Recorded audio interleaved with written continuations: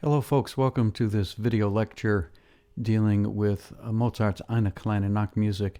I'm walking you through some of the options that are available through the Total Access playlist button.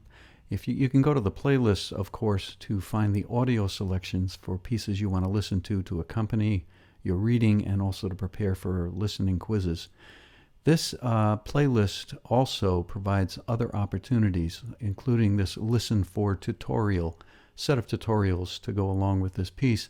Sometimes there's a video, there is one for this piece, and you can have an interactive listening guide experience by using an interactive listening guide instead of the listening guide in your textbook, which can really be helpful. But today I'm going to walk us through some of these Listen For tutorials. The first one, dealing with homophonic texture, is a situation where the textbook actually is a little bit off with its information. Yes, generally speaking, we have homophonic texture, which of course is a classical era stalwart texture to be using. They love homophonic texture, the simplicity and accessibility of melody with accompaniment. But if you listen carefully, you will see that the melody is actually presented in a monophonic texture first and then shifts to homophonic texture. So let's just use our ears to correct the information that this textbook tutorial is providing for us, but still valuable information. Here's what to listen for in the first movement of Mozart's composition for strings, Eine, Kleine Nachtmusik, a Little Night Music, Koschel 525. While listening to the first movement, notice the homophonic texture, melody with accompaniment.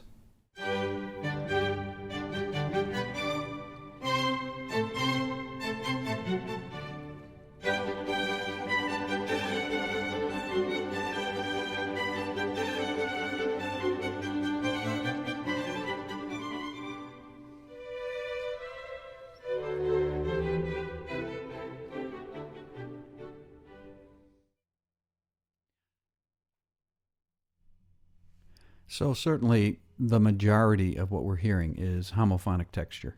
Just realize that it starts monophonic and then shifts to that homophonic texture.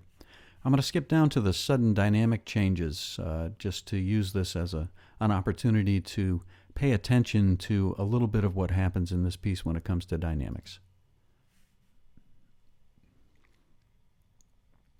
Throughout this movement, you will hear abrupt changes in dynamics. Listen to the beginning section of this movement and notice how often the instruments change from playing loudly to playing softly.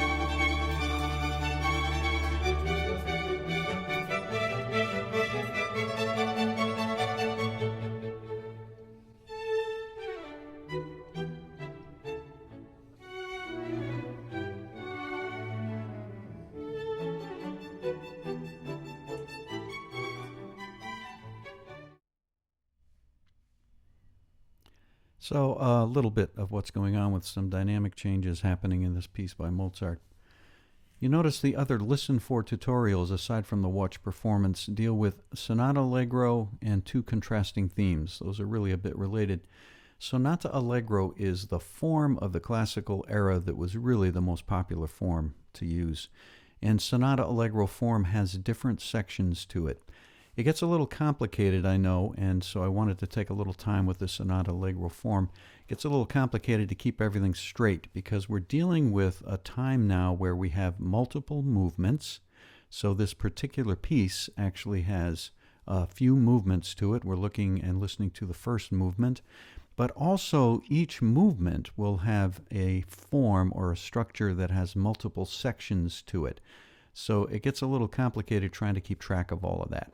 Just realize that unlike the music we listen to When you hear about 3.5 minutes worth of music, that doesn't mean the piece is done. In this case, that just means a movement is finished. The interesting thing is there doesn't have to be like a connection from movement to movement as far as melodies or harmonies or any ideas, melodic ideas. They're really kind of separate portions of the piece. What we do have happening during the classical era and moving forward with instrumental music in the classical world is we have these different movements that are going to have different features. And if you've read through the first few chapters, you have a good understanding of what's going on with that.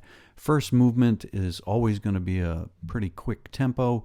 There is going to be a particular form that's used that 99% of the time, in this case, is Sonata Allegro form. And the focus of the first movement is to grab your attention. Within that first movement, we have a form called Sonata Allegro form, as I mentioned, that is going to give us a variety of themes. So we see that with this two contrasting themes, listen for tutorial. The tutorial and the textbook is telling you that there are two basic themes that happen, and that's certainly true. Theme 1 and Theme 2, first theme and second theme, with a transition in between. There are a couple of other themes that are also important, including the transition theme, and that can also be called a bridge theme, getting you from Theme 1 to Theme 2. And also a closing theme, which is wrapping everything up.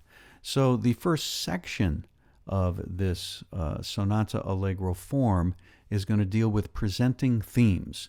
And because we're dealing with a time where performances are happening live, remember, no recording possible, and we have kind of regular folk who are going to public concert halls to listen to concerts, what the composer does is repeat all of the main themes to get them into the ear, so that when the composer moves to the next section of Sonata Allegro form, the development section, and starts playing with one or more of those themes, the folks in the audience are going to be able to say, oh, I see what he's doing.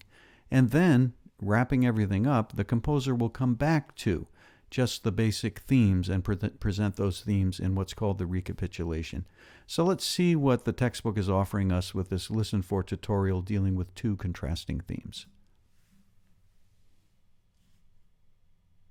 In the first section of this movement, you will hear two contrasting themes. Listen to the first theme in disjunct motion, leaping up and down.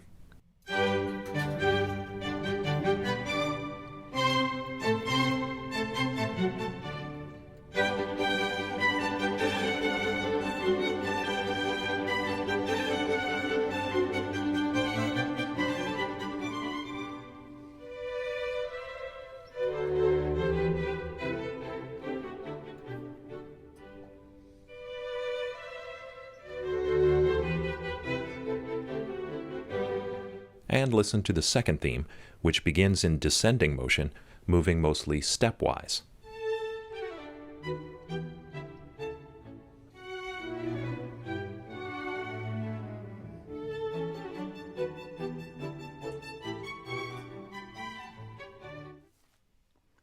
So, important points that are being brought out, but I think more important than kind of the disjunct motion versus the stepwise conjunct motion and a few other features pointed out by this announcer, has to do with the character of the music and the feeling of those melodies.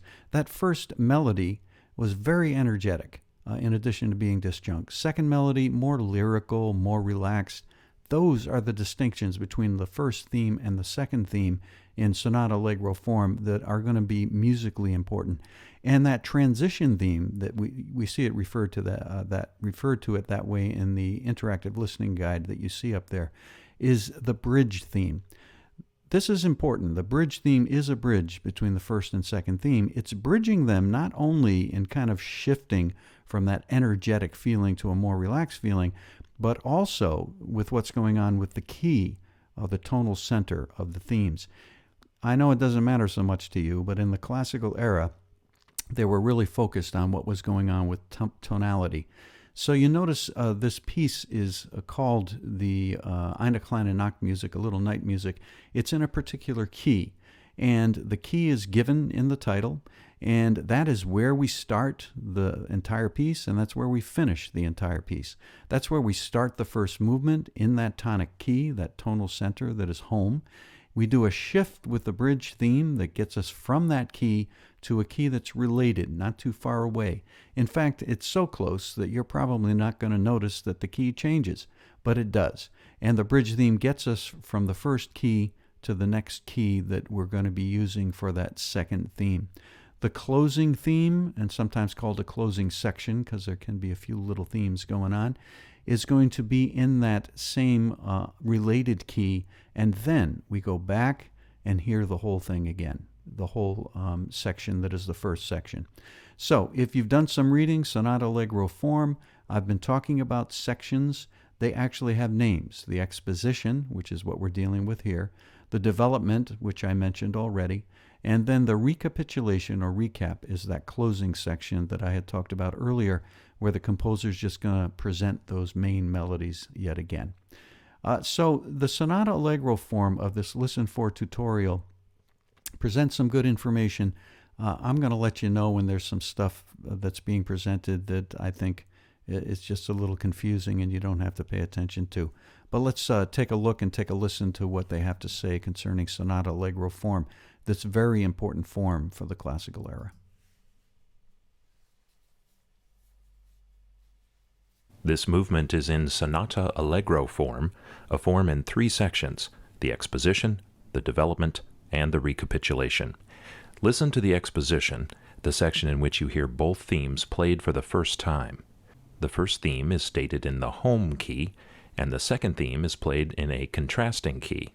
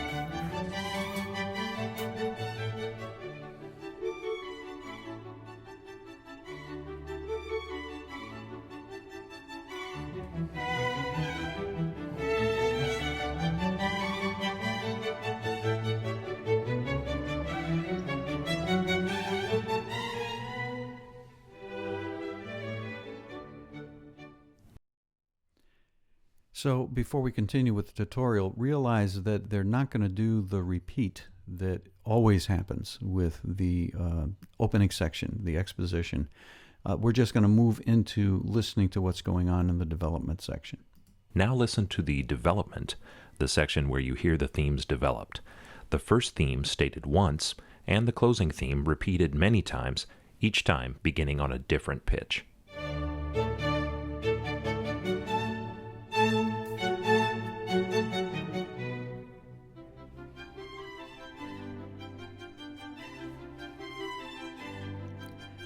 And this is actually the closing theme that's being used by Mozart, going through different key changes.